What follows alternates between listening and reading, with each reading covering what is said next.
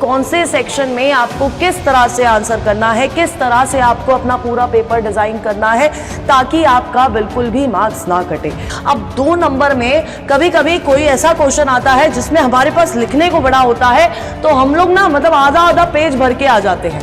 आधा पेज नहीं भरना है, टू द पॉइंट आंसर करना है। Hello and welcome to NCERT NEET Adda. मेरा नाम है भारती एंड मैं आपकी ज़ूलॉजी एजुकेटर हूँ। अभी आपके बोर्ड्स को मिनिमम मैं बोल रही हूँ 20-25 दिन बचे हुए हैं, है ना। और बायोलॉजी का पेपर सीबीएसई वालों का 25 मार्च का है, so you have a time. But आपके एग्ज़ाम जो है 15 फरवरी से शुरू हो रहे हैं। अब बोर्ड्स में सबसे ज़्यादा दिक्कत ये आती है कि यार हम लोग पेपर करके आते हैं और पेपर करने के बाद हम लोग ये सोचते हैं कि यार मैंने तो सब कुछ सही लिखा है, हमारे तो पूरे नंबर मिलने चाहिए, इस क्वेश्चन में उस क्वेश्चन में हमें फुल मार्क्स मिलेंगे। लेकिन जब आप रिजल्ट देखते हो, और ऐसा आपके साथ प्री बोर्ड्स में भी होगा, जब आपने रिजल्ट देखा होगा, कॉपी देखी होगी अपनी, तो यार टीचर ने नंबर काट रखे होते हैं। अब जब टीचर नंबर काट रही है बेटा, तो यानी कि कोई ना कोई दिक्कत है, तभी वो नंबर काट रही है ना। और यहां पर इस वीडियो में मैं स्पेसिफिकली बायोलॉजी की बात करने वाली हूं, क्योंकि बायोलॉजी में आपको किस तरह से क्वेश्चंस अटेम्प्ट करने चाहिए, किस तरह के क्वेश्चन का किस तरह से आंसर करना चाहिए, ताकि आपका ये जो 1-2 नंबर कट के पूरे 10 नंबर गायब हो जाते हैं, जिसकी वजह से परसेंटेज डाउन हो जाती है, ये ना हो। इसलिए आज मैं आपको बताने वाली हूं आंसर राइटिंग हैक, कि कौन से सेक्शन में आपको किस तरह से आंसर करना है, किस तरह से आपको अपना पूरा पेपर डिजाइन करना है ताकि आपका बिल्कुल भी मार्क्स ना कटे। So I hope you all are ready. और अगर ये चैनल आपके सामने फर्स्ट टाइम आया है तो डू सब्सक्राइब दी चैनल। और अगर आपका कोई फ्रेंड है जो कि नीट की तैयारी, बोर्ड्स की तैयारी कर रहा है, तो उसको ये चैनल जरूर रेफर करिएगा। अब यार देखो, सबसे पहले इंपॉर्टेंट चीज क्या है, हमारा जो बायोलॉजी है बड़ा इजी चीज है, इजी सब्जेक्ट है। बच्चों को लगता है रट्टा मारने से हो जाएगा, रट्टा मारने से नहीं होता बेटा जी, इसमें हमें पढ़ना पड़ता है ना, समझना पड़ता है। बायोलॉजी का पेपर 70 मार्क्स का आपका थ्योरी वाला एग्जाम आता है, जो आप दूसरे स्कूल में सेंटर्स में जाके एग्जाम देते हो, और 30 मार्क्स का भैया प्रैक्टिकल है।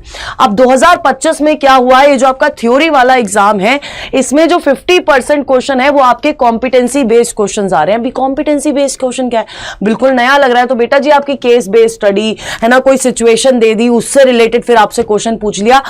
आना सब कुछ आपकी उस एनसीईआरटी से ही है, लेकिन क्वेश्चन पूछने का तरीका आपका चेंज कर दिया है ताकि आपका एप्लीकेशन वाला माइंड और ज्यादा स्ट्रांग हो सके। मल्टीपल चॉइस हमारे 20% है और बाकी हमारे शॉर्ट और लॉन्ग आंसर टाइप क्वेश्चन है जो कि 30% है। पिछली बार कॉम्पिटेंसी वाला चीज बहुत कम थी और बाकी दोनों चीज ज्यादा थी। अब यार देखो, हमारे पास इन 5 सेक्शन में पेपर आता है ना। कौन से 5 सेक्शन है यार, ए बी सी डी और ई। ए सेक्शन में एमसीक्यू आते हैं 16 नंबर का, 16 क्वेश्चंस आते हैं और 1 नंबर मिलता है आपको एक सही आंसर पे। यानी कि इन टोटल आपको क्या मिलता है, इन टोटल आपको बेटा जी मिलता है पूरे के पूरे 16 मार्क्स, है ना। अब 16 मार्क्स को कैसे अटेम्प्ट करना है, बहुत सारे बच्चे पता है क्या करते हैं। बहुत सारे बच्चे, मैं आपको लिख के बताती हूं, वो लिखेंगे question number 1 option A, question number 2 option B, है ना, क्वेश्चन नंबर 3 ऑप्शन सी। देखो बेटा नंबर यहां भी नहीं कटने वाले, लेकिन अगर आप एक फॉर्मेट के साथ चलते हो यार, टीचर को जब टीचर पेपर चेक कर रहा है तो उसे अच्छा लगना चाहिए, है ना। ऐसा नहीं है कि मूड खराब हुआ और पेपर कट गया, है ना, मार्क्स कट गया, ऐसा नहीं करना, है ना। तो मैं आपको सजेस्ट करूंगी, जब आप ए ऑप्शन लिख रहे हो बेटा, तो यार एमसीक्यू है, ज्यादा से ज्यादा 4 वर्ड का वो सेंटेंस होगा, वो यहां पर लिख लो, है ना, वो यहां पर लिख लो। फॉर एग्जाम्पल बायोटेक एप्लीकेशन का आपका कुछ दे रखा है, इधर पर आंसर बायोटेक आ रहा है, तो इस तरह से आप अपना ऑप्शन साथ के साथ लिखते हुए चलो, ये मैं आपको सजेस्ट करूंगी, ठीक है। अब इससे आपके 16 मार्क्स पक्के हो जाते हैं, है ना। अब फिर आता है सेक्शन बी, जहां पर आपसे पूछे जाते हैं very short type of question, जो कि 5 आते हैं और 2-2 नंबर का एक क्वेश्चन होता है, यानी कि 10 नंबर आपको देता है। अब 2 नंबर में कभी कभी कोई ऐसा क्वेश्चन आता है जिसमें हमारे पास लिखने को बड़ा होता है, तो हम लोग ना मतलब आधा पेज भर के आ जाते हैं। आधा पेज नहीं भरना है, टू द पॉइंट आंसर करना है। और मेजरली डेफिनेशन पूछी जाती है और कभी कभी कंसेप्ट पूछ लिया जाता है कि मान लो पूछा जा रहा है यार, कॉम्पिटेंट होस्ट में हम लोग कैटायन यूज कर रहे हैं, डाइवेलेंट कैटायन यूज कर रहे हैं, क्यों यूज कर रहे हैं, है ना। ये क्वेश्चन पूछ लिया क्यों, तो तुम बहुत क्लियरली बता सकते हो ना, बिल्कुल एक डिफाइंड वे में कि यार क्यों यूज हो रहा है, क्योंकि हमें यार डीएनए को अंदर डालना है, इसलिए हमें उसमें पोर्स क्रिएट करने हैं, इसलिए हम लोग ये वाला कैटायन यूज कर रहे हैं, डाइवेलेंट कैटायन यूज कर रहे हैं, और ये हमारा हीट स्ट्रोक मेथड है। इस तरह से बता दो, पूरी कहानी नहीं लिखनी है, पूरा हीट स्ट्रोक मेथड नहीं एक्सप्लेन करना है यहां पर टू द पॉइंट आंसर करना है। और जो बिकॉज वाली लाइन है, क्यों यूज कर रहे हैं, उस लाइन को प्लीज हाईलाइट कर दीजिए। एग्जाम्पल्स पूछे गए हैं, मान लो कि 2 नंबर में एक डेफिनेशन पूछ ली और एग्जाम्पल पूछ लिए। अब एग्जाम्पल पूछे हैं बेटा जी, तो उसमें क्या बताओगे आप लोग? एग्जाम्पल बहुत नॉर्मली नंबर के साथ लिख दो, है ना। 2 नंबर का क्वेश्चन है, 1 नंबर की डेफिनेशन होगी, बाकी दो एग्जाम्पल उधर पर ऐड करो। एक एग्जाम्पल लिख के मत आना, एटलीस्ट 2 एग्जाम्पल लिखो, ठीक है। फिर आता है आपका सेक्शन सी, जिसमें आपके शॉर्ट टाइप क्वेश्चन आते हैं, और ये आपके 7 क्वेश्चन आते हैं। 3 नंबर का एक क्वेश्चन आता है और 21 नंबर आपको ये सेक्शन देके जाता है। अब इसमें मेजरली पूछे जाते हैं व्हाई, हाउ, कैसे, ये सारी चीजें कैसे हुई, है ना। तो यहां पर मैं आपको बोलूंगी, पहले अगर कुछ भी पूछा गया है उस चीज को इंट्रोड्यूस करो। जब आप उस चीज को इंट्रोड्यूस करो और फिर पॉइंटर्स में आंसर दो, है ना। 3 नंबर का क्वेश्चन है, 4 पॉइंटर डालो, पॉइंटर्स में आंसर दिखोगे। मेन कंटेंट जब पॉइंटर्स में लिखोगे तो टीचर को अच्छा लगेगा, देख के पता लगेगा यार टू द पॉइंट बात कर रहा है बच्चा, उसको आंसर आता है, कोई बकवास बात नहीं लिखी है, मैं मार्क्स दे दूंगी। ये वाली चीज होती है। फिर आता है आपका केस स्टडी। अब जब केस स्टडी वाले क्वेश्चन आते हैं, 2 आएंगे 4 नंबर के, 8 नंबर आपको देके जाएंगे। इसमें आपको केस स्टडी को समझना है। फिर पहले उसका इंट्रोडक्शन लिखना है कि आपको क्या क्या प्रॉब्लम्स दिखी। इंट्रोडक्शन लिख दिया, बैकग्राउंड बता दिया, प्रॉब्लम्स बता दिया, यार ये प्रॉब्लम्स थी आपकी केस स्टडी में।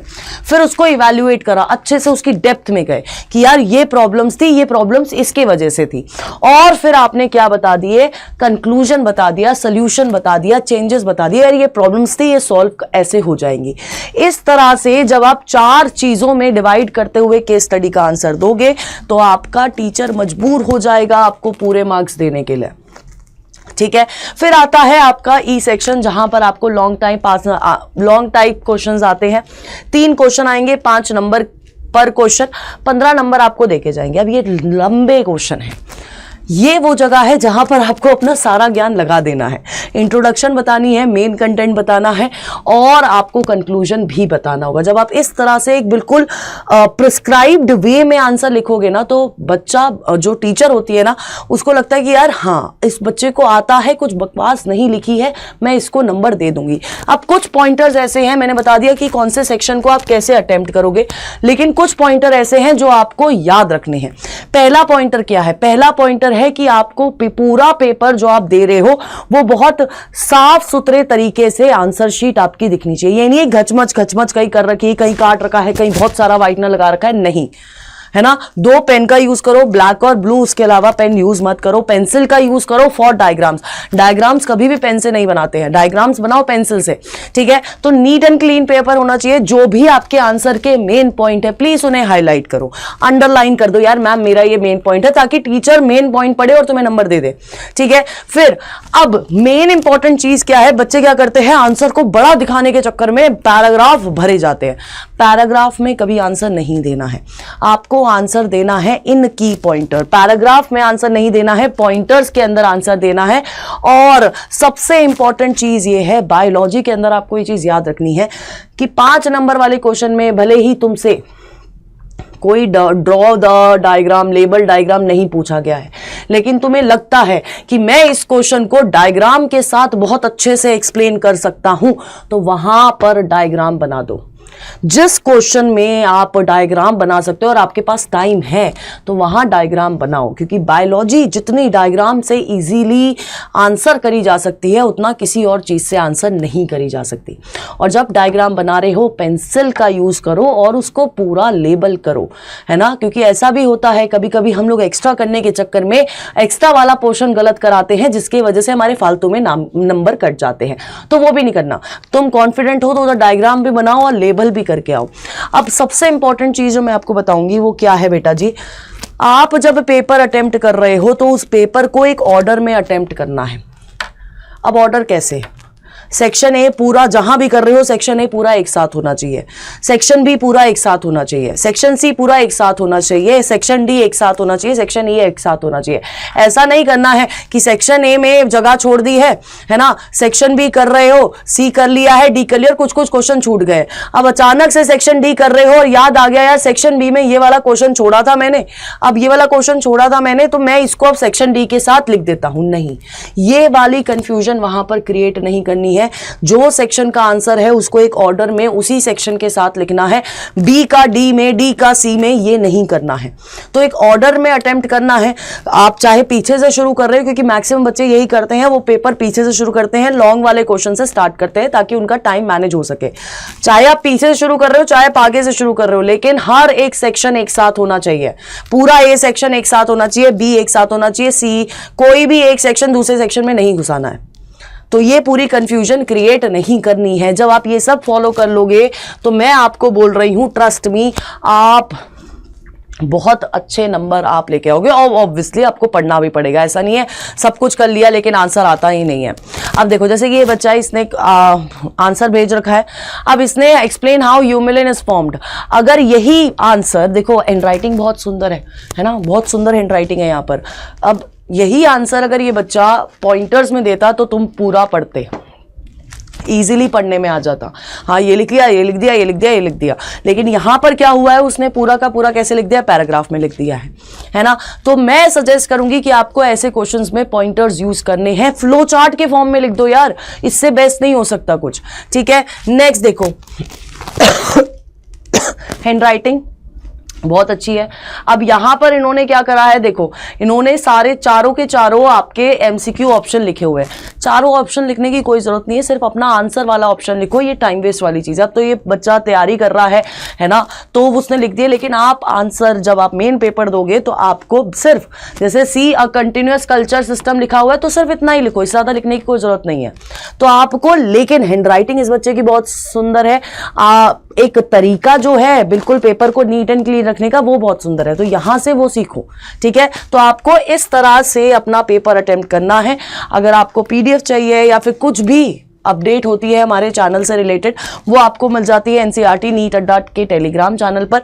और कुछ भी प्रॉब्लम है, कुछ भी क्वेरी है, या तो आप कमेंट कर सकते हैं, या तो आप इस bharti.singh@adda247.com वाली ईमेल आईडी पे मेल कर सकते हैं।